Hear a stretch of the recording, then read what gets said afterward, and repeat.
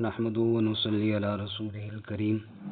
گزشتہ رات نماز تراویح میں سورۃ البقرہ آیت نمبر 177 سے لے کر سورۃ آل عمران کے 2 رکوع یعنی تیسرے پارے کے نصف تک پڑھا اور سنا گیا۔ اللہ تعالیٰ اس کو اپنی بارگاہ میں قبول فرمائے، کمی کوتاہی کو اللہ تعالیٰ معاف فرمائے۔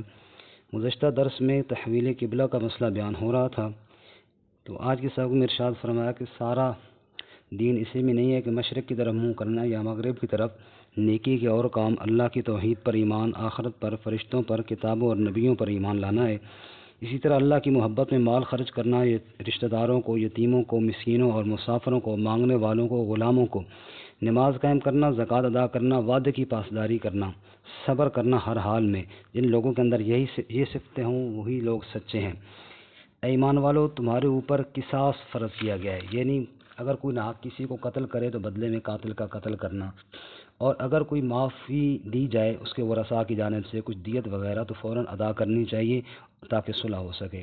اس کے بعد فرمایا مرنے والے کو چاہیے کہ وصیت کر جائے کہ میرا مال شرعی قوانین کے مطابق تقسیم ہو، کسی وارث کو محروم نہ کیا جائے، اور اگر وصیت کرنے والے سے یہ ڈر ہو کہ وہ کسی وارث کو محروم کرے گا تو پاس بیٹھے ہوئے کو چاہیے کہ اس کو سمجھائے کہ اس طرح نہ کر۔ اس کے بعد اللہ تعالیٰ فرماتے ہیں ایمان والو، تمہارے اوپر روزے فرض کیے گئے ہیں جیسا کہ پہلے لوگوں پر فرض کیے گئے تھے، چند دن ہیں۔ اگر کوئی مریض ہو، مریض 2 قسم کے ہیں، ایک وہ مریض ہے جو دائمی مریض ہے، ہمیشہ مریض ہے، یعنی بوڑھا، ضعیف یا مستقل مریض، اور روزہ نہیں رکھ سکتا تو وہ اپنے روزوں کے بدلے میں فدیہ دے۔ ایک وہ عارضی مریض ہے، 1-2 دن بیمار ہو گیا، 3 دن، ہفتہ بیمار ہو گیا، اس کے لیے فدیہ نہیں ہے، اس نے بعد میں قضا کرنی ہے۔ اس کے بعد اللہ فرماتے ہیں جب میرے بندے میرے بارے میں پوچھیں تو بتاؤ میں تو قریب ہوں، جب بھی کوئی مجھے پکارے اس کی پکار کا جواب دیتا ہوں۔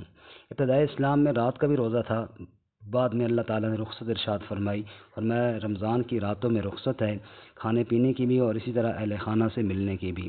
چونکہ بعض صحابہ کرام سے رات کا روزہ ٹوٹا تھا تو اللہ نے فرمایا کہ اللہ کو پتہ ہے کہ تم سے ٹوٹا ہے، لیکن اللہ تعالیٰ نے معاف کر دی ہے۔ روزے میں اس بات کی پریکٹس ہے کہ کسی کا مال حرام طریقے سے ہرگز نہیں کھانا۔ جب حلال کھانے سے رک جاتے ہو تو حرام تو بالکل نہ کھاؤ۔ اس کے بعد میں نے جیسے کل عرض کیا تھا قتال فی سبیل اللہ کا مسئلہ بھی ہے، فرمایا کفار سے قتال بھی کرو اور حرمت والے مہینوں میں اگر وہ تم سے لڑیں تو پھر لڑو، ورنہ ویسے تم ان سے نہ لڑو۔ اس کے بعد احصار کا مسئلہ، احصار یہ ہے کہ بندہ حج یا عمرے کے لیے جائے اور کسی وجہ سے روک لیا جائے، مرض روک لے یا دشمن روک لے، تو اس کو چاہیے کہ قربانی بھیج دے جو حرم میں جا کے ذبح کر دی جائے، اور یہ ادھر احرام کھول کے سر منڈوا لے۔ حج کی 3 قسمیں، حج افراد، حج تمتع اور حج قران۔ افراد تو یہ ہے کہ صرف حج کا احرام باندھا جائے، حج کیا جائے۔ تمتع یہ ہے کہ یہاں سے جیسے ہمارے اکثر پاکستانی یہی کرتے ہیں، یہاں سے عمرے کا احرام باندھ کر جاتے ہیں، وہاں عمرہ ادا کرنے کے بعد احرام کھول دیتے ہیں، ایام حج میں پھر دوبارہ حج کا احرام وہی مکہ سے باندھتے ہیں تو یہ حج تمتع ہے۔ حج قران یہ ہے کہ یہاں سے جب آپ گئے ہیں نا جی، اسی وقت دونوں نیتیں کر لیں، یہ نہیں حج اور عمرے کا اکٹھا نیت کر کے احرام باندھ لیں، تو آپ عمرہ کرنے کے بعد احرام کھولیں گے نہیں جب تک آپ حج نہ کر لیں۔ تو جس آدمی نے یہ قران یا تمتع کیا تو گویا کہ ایک سفر میں 2 نفع اٹھائے تو اس کے لیے ایک قربانی حج کی دینی پڑے گی۔ واضح رہے کہ ایک وہ قربانی جو ہمارے اوپر لازم ہوتی ہے نا مالدار پر، یہاں بھی وہ الگ ہے، اور یہ تمتع اور قران کی قربانی، حج کی قربانی الگ ہے۔ اس کے بعد اللہ تعالیٰ فرماتے ہیں کہ حج کے مخصوص مہینے ہیں، یعنی شوال، ذوالقعدہ اور ذوالحجہ، ان میں حج کا احرام باندھا جا سکتا ہے۔ جس نے حج کی نیت اور احرام باندھ لیا ہے وہ گناہ کے کام نہ کرے، اہل خانہ یا بیوی کے ساتھ قربت اختیار نہ کرے، جھگڑا نہ کرے حج میں، کیونکہ حج میں جھگڑے کے بہت مواقع ہوتے ہیں۔ حج کے لیے بندہ گیا اور وہاں سے کوئی مال خرید کر لے آیا تو جائز ہے، کوئی منع نہیں ہے۔ حج سے فارغ ہونے کے بعد مزدلفہ میں خوب اللہ تعالیٰ کا ذکر کرو، اپنے بڑوں کے قصے مت بیان کرو۔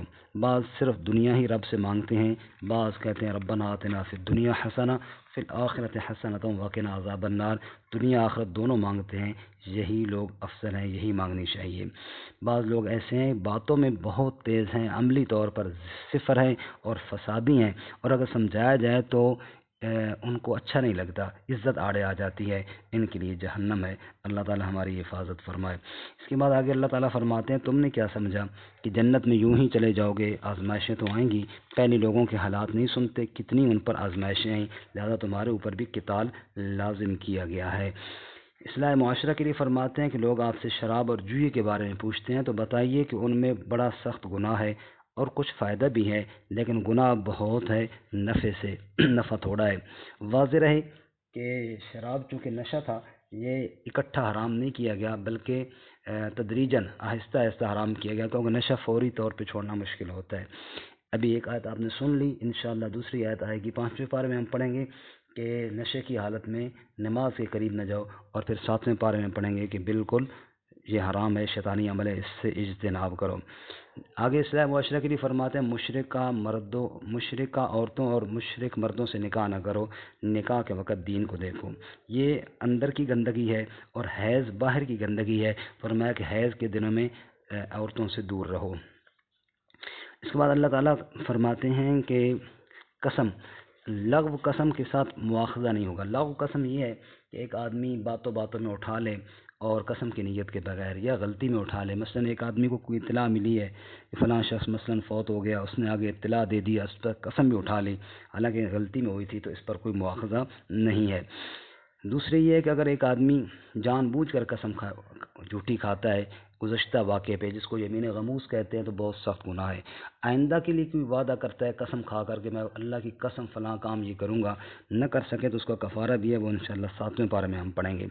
اس کے بعد الہ کا مسئلہ ہے۔ الہ یہ ہے کہ ایک آدمی اللہ کی قسم کھاتا ہے بیوی سے ناراض ہو کر کہ میں تیرے قریب نہیں جاؤں گا، 4 مہینے وہ انتظار کرے، اور اگر 4 مہینے تک یہ قریب نہ گیا تو بیوی کو طلاق ہو جائے گی، اور چلا گیا تو طلاق نہیں ہوگی، قسم کا صرف کفارہ دینا پڑے گا۔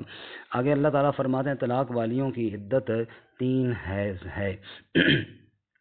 عدت کے دوران شوہر رجوع کرنے کا پورا حق رکھتے ہیں، لیکن یہ طلاق رجعی 2 قسم کی ہے، اور اگر تیسری بھی دے دی طلاق مغلظہ تو پھر جائز نہیں ہے جب تک کہ وہ کسی اور سے نکاح نہ کرے۔ اسی طرح عورت اگر خلا لینا چاہے تو کچھ مال دے کر خلا بھی لے سکتی ہے۔ اس کے بعد آگے اللہ تعالیٰ فرماتے ہیں جب عورتوں کی عدت پوری ہو جائے پھر ان کو نکاح کرنے سے مت روکو، ان کو نکاح کرنے کی اجازت دو، یہی زیادہ پاکیزہ اور زیادہ بہتر ہے۔ آگے رضاعت کے مسائل بیان کرتے ہوئے فرماتے ہیں عورتوں کو چاہیے کہ 2 سال تک بچوں کو دودھ پلائیں، اور والد کو چاہیے کہ بچے کی ماں کا کھانا پینے کا انتظام کرے، لباس کا بھی، اور اگر وہ آپس میں رضامندگی کے ساتھ 2 سال سے پہلے دودھ چھڑوانا چاہیں تو بھی جائز ہے، اور اگر کسی اور سے دودھ پلوانا چاہیں تو یہ بھی جائز ہے۔ آگے بیوہ کی عدت کا بیان ہے۔ 4 مہینے 10 دن بیوہ نے عدت گزارنی ہے۔ عدت کے ایام میں عورتوں سے نکاح کا پیغام نہ دیا جائے، منگنی نہ کی جائے۔ ہاں کوئی تھوڑی بہت بات اشارے میں کر لی جائے تو ٹھیک ہے، لیکن مستقل منگنی یا پکا عقد نکاح کا جب تک عدت پوری نہ ہو جائے ہرگز جائز نہیں ہے۔ آگے بیان ہے کہ ایک عورت کو نکاح ہوا، واضح ہے کہ نکاح میں مہر تو ضروری ہے، لیکن اگر نکاح پڑھاتے وقت مہر کا ذکر کرنا رہ گیا تو نکاح ہو جائے گا۔ نکاح کا ذکر کرنا رہ گیا تھا اور نکاح ہو گیا اور پھر طلاق بھی ہو گئی میاں بیوی کی ملاقات سے پہلے، تو اس عورت کو مہر نہیں ملے گا، اس کا مہر مقرر بھی نہیں ہوا تھا، میاں بیوی ملے بھی کوئی نہیں ہے، لہذا اس کو متع دیا جائے گا۔ متع سے مراد یہ ہے کہ کچھ کپڑے وغیرہ دے کر اس کو رخصت کر دیا جائے گا۔ مالدار اپنے حساب سے دے، غریب اپنے حساب سے دے۔ دوسری صورت یہ ہے کہ مہر مقرر ہوا تھا اور پھر میاں بیوی کی ملاپ سے پہلے طلاق ہو گئی تو نصف مہر دینا ہوگا، مثلا اگر 10,000 مقرر ہوا تو 5,000 دینا ہوگا۔ ہاں یہ الگ بات ہے کہ وہ پورا ہی دے دے شوہر تو اچھی بات ہے، یا عورت معاف کر دے کہ میں نہیں لیتی تو یہ بھی درست ہے۔ اس کے بعد آگے نماز کا ذکر ہے، فرمایا کہ نماز کی حفاظت بھی کرو۔ اس کے بعد جہاد کا تذکرہ کرتے ہوئے فرماتے ہیں جہاد میں زیادہ ڈر چونکہ موت کا ہوتا ہے، بنی اسرائیل کے گروہ کا ذکر کیا جو موت کے ڈر سے بھاگے تھے تو اللہ نے ان کو موت دے دی، اور پھر اللہ نے بتایا کہ دیکھو موت سے کوئی بھاگ نہیں سکتا۔ جہاد کے ساتھ ساتھ اللہ کی راہ میں مال خرچ کرنے کی ترغیب بھی ہے کہ فرمایا جو اللہ کی راہ میں مال خرچ کرتا ہے وہ گویا کہ اللہ کو قرض دے رہا ہے اور اللہ اس کو بدلہ عطا فرمائے گا۔ جہاد سے جی کترانے والوں کے لیے حکم ہے، مثال ہے کہ بنی اسرائیل کا ایک گروہ اپنے وقت کے نبی کے پاس گیا کہ کوئی امیر مقرر کرو تاکہ ہم جہاد کریں۔ انہوں نے فرمایا ایسے نہ ہو کہ امیر مقرر ہو جائے اور تم جہاد سے بھاگو۔ انہوں نے کہا جی کمال ہے، ہم تو ضرور جہاد کریں گے۔ لیکن جب امیر حضرت طالوت کو مقرر کیا گیا تو اعتراض کرنے لگے کہ یہ کیسا امیر ہے، یہ تو غریب آدمی ہے۔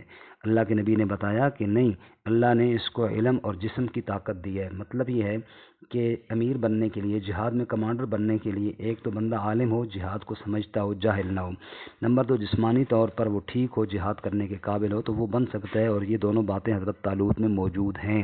اگر تمہیں یقین نہیں ہے تو نشانی یہ ہے کہ وہ تابوت جس کے اندر تمہارے سکون کا سامان موجود ہے، وہ جو تم سے چھن گیا تھا، ظالموں بادشاہوں نے چھین لیا تھا، وہ تمہارے پاس فرشتے اٹھا کر لے آئیں گے اور طالوت کے پاس آ جائے گا۔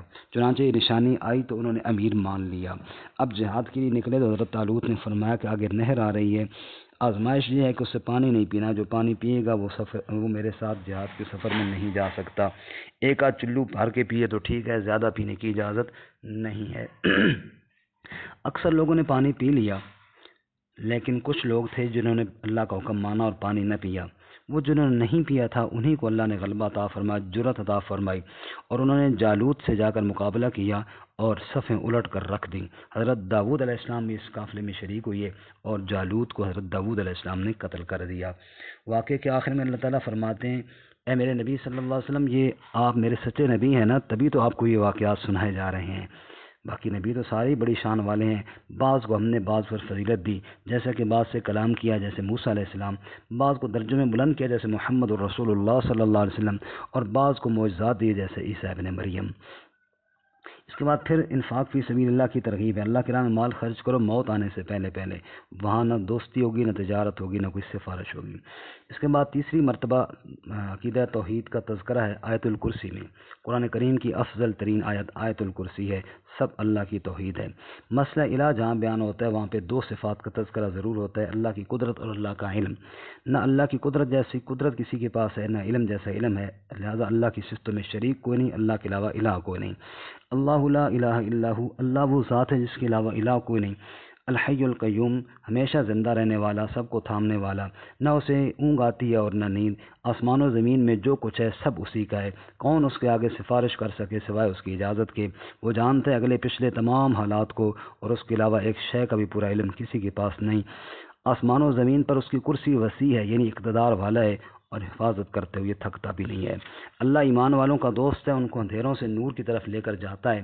کافروں کے دوست شیاطین ہیں، وہ ان کو نور سے نکال کر اندھیروں کی طرف لے جاتے ہیں۔ اس پر اللہ تعالیٰ 3 واقعے اور 3 مثالیں بیان کرتے ہیں۔ پہلی مثال، ابراہیم علیہ السلام نمرود بدبخت کے سامنے گئے اور اس کے سامنے اللہ کی توحید کو بیان کیا کہ اللہ تعالیٰ زندگی اور موت کا مالک ہے۔ وہ کہنے لگا یہ تو میں بھی مالک ہوں۔ ابراہیم علیہ السلام فرمایا اچھا سنو پھر، اللہ تو سورج کو مشرق سے لے کر آتا ہے، تیرے اندر طاقت ہے تو مغرب سے لے کر آ۔ ہکا بکا رہ گیا، حیران رہ گیا، فبہت الذی کفر، لیکن ایمان نہ لایا کیونکہ دوست اس کا شیطان تھا، وہ کہاں اس کو نور کی طرف آنے دیتا تھا اندھیروں سے نکل کر۔ دوسری مثال عزیر علیہ السلام کی ہے۔ بیت المقدس کی بستی کے پاس گزرے، دیکھا بستی ویران پڑی ہے، چھتوں پر گری پڑی ہے، لوگ مرے پڑے ہیں۔ پوچھا اللہ کیسے اس کو زندہ کرے گا؟ ایک خیال پیدا ہوا، اللہ نے وہیں پر 100 سال کی موت دے دی۔ 100 سال کے بعد اللہ نے اٹھایا اور پوچھا کتنا عرصہ ٹھہرے ہو؟ کہا 1 دن یا دن کا کچھ حصہ۔ فرمایا نہ میرے پیغمبر، آپ تو 100 سال یہاں پر ٹھہرے۔ اچھا دیکھو اپنا کھانا اور پانی، دیکھو وہ بگڑا نہیں ہے، خراب نہیں ہوا، باسی نہیں ہوا 100 سال میں۔ اور گدھے کی طرف دیکھا تو وہ بالکل ریزہ ریزہ ہو چکا تھا، مر گیا، ہڈیوں کے نشان پڑے تھے۔ فرمایا اب دیکھو ہم کس طرح ان ہڈیوں کو جوڑتے ہیں، ثم نکسوها لحما، پھر کس طرح ان پر گوشت چڑھاتے ہیں۔ ایسے ہی دیکھتے دیکھتے وہ ہڈیاں جڑیں اور ان کے اندر روح ڈلی، اور گدھا صاحب پھر تیار ہو کر کھڑے ہو گئے۔ حضرت کو بتایا کہ جان لے، حضرت نے فرمایا کہ میں جان گیا کہ اللہ ہر چیز پر قادر ہے۔ ایک سوال، یا اللہ میں نے پوچھا تھا مردوں کو کیسے زندہ کرے گا، تو نے مجھے بھی مارا اور گدھے کو بھی مارا، اگر تو گدھے ہی کو مار دیتا اور وہ زندہ ہو جاتا اور میں دیکھ لیتا کہ یوں زندہ ہوں گے، یا اللہ مجھے کون 100 سال کی موت دی؟ جواب دیا وَلِنَجْعَلَكَ آیَةً لِلنَّاسِ، گدھے کو موت دی ہے تجھے سمجھانے کے لیے، اور تجھے موت دی ہے ساری انسانیت کو سمجھانے کے لیے کہ سب کچھ جاننے والی ذات اللہ تعالیٰ کی ہے۔ اس کے بعد تیسرا واقعہ ابراہیم علیہ السلام کا ہے، میرے رب مجھے دکھا تو مردوں کو زندہ کیسے کرے گا؟ میرے خلیل کیا تیرا ایمان نہیں؟ یا اللہ ایمان تو ہے، کیوں نہیں؟ میں تو صرف دل کا اطمینان اور وہ کیفیت سامنے آنکھوں سے دیکھنا چاہتا ہوں۔ اور میں 4 پرندے پکڑو، ان کو اپنی طرف مائل کرو، پھر ان کے ٹکڑے کر کے پہاڑوں پر رکھ دو، پھر ان کو آواز دو جیسے پہلے آتے تھے ایسے ہی بھاگتے ہوئے آئیں گے، اور دیکھ لینا کہ اللہ یوں کرنے پر بھی قادر ہے۔ چنانچہ اللہ نے ایسا کر کے دکھا دیا۔ اس کے بعد آگے اللہ تعالیٰ انفاق فی سبیل اللہ کے لیے خوبصورت مثال دیتے ہیں۔ جیسے ایک دانہ زمین پر کاشت کیا جائے، اس کے میں سے جو پودا نکلے اس کے اوپر 7 سٹے اور خوشے لگے، ہر سٹے میں 100 دانے ہوں تو ایک دانے کے 700 دانے بن جاتے ہیں۔ جس نے اللہ کی راہ میں 1 پیسہ خرچ کیا، گویا کہ اس کو 700 گنا اجر مل گیا، اور اللہ اس سے بھی بڑھا سکتا ہے۔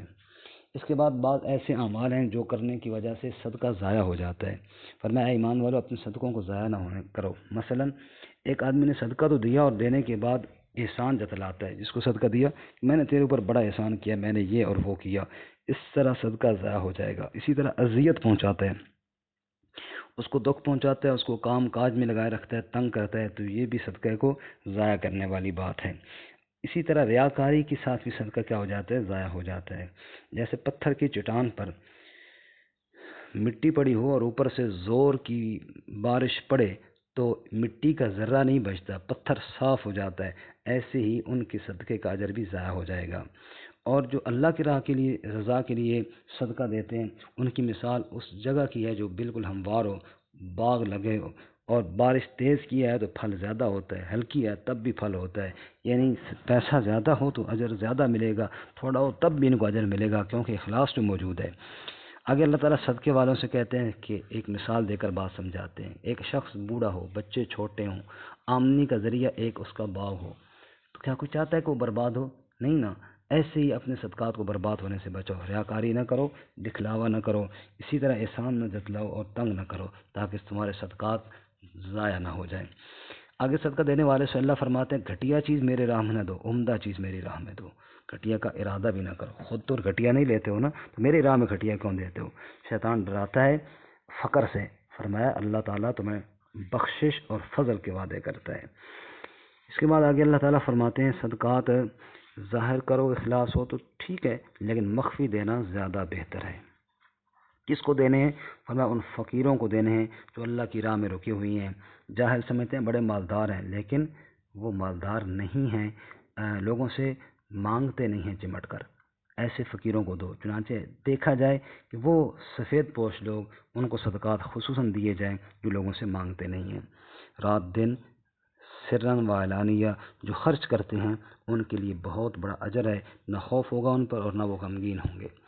آگے فرماتے ہیں بعض لوگ ایسے بدبخت ہیں کہ صدقہ دینا تو دور کی بات ہے، وہ تو ادھار بھی بغیر سود کے نہیں دیتے، تو سود خور کی حالت ہی ہوگی کہ وہ دن قیامت کے یوں اٹھیں گے جیسے شیطان نے باولا کر دیا ہے ان کو۔ فرمایا سود چھوڑ دو، نہیں چھوڑتے تو اللہ اس کے رسول کے ساتھ جنگ کے لیے تیار ہو جاؤ۔ اللہ کا وعدہ ہے اللہ سود کو برباد کرے گا، صدقات کو بڑھائے گا۔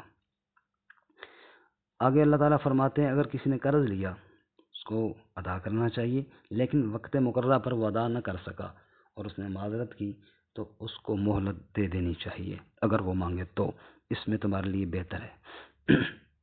اور اگر وسعت دیے غریب کو معاف کر دو تو یہ تو بہت ہی اچھی بات ہے۔ اس کے بعد فرماتے ہیں اگر کوئی معاملہ ادھار کا ہو تو اس کو ایک تو وقت مقرر کرو، دوسرا اس کو لکھ لو۔ لکھے کوئی لکھنے والا، دوسرا تیسرا بندہ لکھے تو زیادہ بہتر ہے، لکھنے والا انکار نہ کرے۔ اور اب وہ جو تیسرا بندہ لکھ رہا ہے اس کو بات کون لکھوائے؟ فرمایا جس نے ادھار دینا ہے نا وہی لکھوائے، تاکہ کل یہ نہ کہے کہ کسی نے زیادہ لکھوا دیا، خود لکھوائے اور اللہ سے ڈرے، کمی نہ کرے، صحیح لکھوائے۔ اگر وہ بندہ خود نہیں لکھوا سکتا تو ٹھیک ہے، اس کا کوئی نائب لکھوا دے۔ اس پر 2 گواہ بھی بنا لو جو 2 مسلمان مرد ہوں، اور اگر مرد نہ ملیں تو 1 مرد اور 2 عورتیں ہو جائیں، 2 عورتوں کی گواہی بھی 1 مرد کے برابر ہے، اگر ایک بھول گئی تو دوسری ان کو یاد دلائے گی۔ لکھنے والے کو لکھنے سے اور گواہ کو گواہی سے انکار نہ کرنا چاہیے، لیکن ان کو اذیت بھی اور تنگ بھی نہیں کرنا چاہیے۔ اگر معاملہ نقد و نقدی آمنے سامنے ہے تو اس میں لکھنے کی ضرورت بھی کوئی نہیں ہے، ہاں گواہ بنا لو تو زیادہ بہتر ہوگا۔ اور اگر تم سفر پر ہو اور وہاں کو کاتب نہ ملے تو رہن رکھ لو، میں کہوں مجھے 2000 روپیہ چاہیے، یہ میری گھڑی رکھ لو، ٹھیک ہے، یہ بھی بہتر ہے۔ اور اگر مطمئن ہو تو ٹھیک ہے، بغیر رہن کے بھی معاملہ کر لو تو کوئی حرج نہیں۔ گواہی کو مت چھپاؤ، جو چھپائے گا اس کا دل گناہ گار ہو جائے گا۔ آخر میں فرمایا ساری کائنات میں جو کچھ ہے اللہ ہی کے لیے، ظاہر کرو یا چھپاؤ اللہ سب جانتا ہے۔ نبی پاک بھی ایمان لائے اس کے ساتھ جو آپ پر نازل کیا گیا، باقی اہل ایمان بھی سب اللہ پر، فرشتوں پر، کتابوں پر، رسولوں پر ایمان رکھتے ہیں۔ آخر میں گویا کہ ایک دعا ہے اور اس کو دعائیہ انداز میں ہی پڑھا جائے۔ ربنا لا تؤاخذنا ان نسینا او اخطأنا، اے ہمارے رب ہمیں مت پکڑ اگر ہم بھول جائیں یا خطا کریں۔ ربنا ولا تحمل علینا اسرا، اے ہمارے رب ہمارے اوپر بوجھ نہ ڈال، کما حملتہ علی الذین من قبلنا، جیسا کہ تو نے ان لوگوں پر ڈالا جو ہم سے پہلے تھے۔ ربنا ولا تحملنا ما لا طاقت لنا به، اور اے ہمارے رب ہم سے وہ نہ اٹھوا جس کی ہمارے اندر طاقت نہیں۔ واعف عنا واغفر لنا وارحمنا، معاف کر دے ہمیں، درگزر فرما اور رحم فرما۔ انت مولانا، تو ہی ہمارا کارساز ہے۔ فانصرنا علی القوم الکافرین، تو ہماری مدد فرما کافر قوم پر۔ صدق اللہ العظیم۔ اس سے سورۃ آل عمران انشاءاللہ کل بیان کریں گے۔ وآخر دعوانا الحمدللہ۔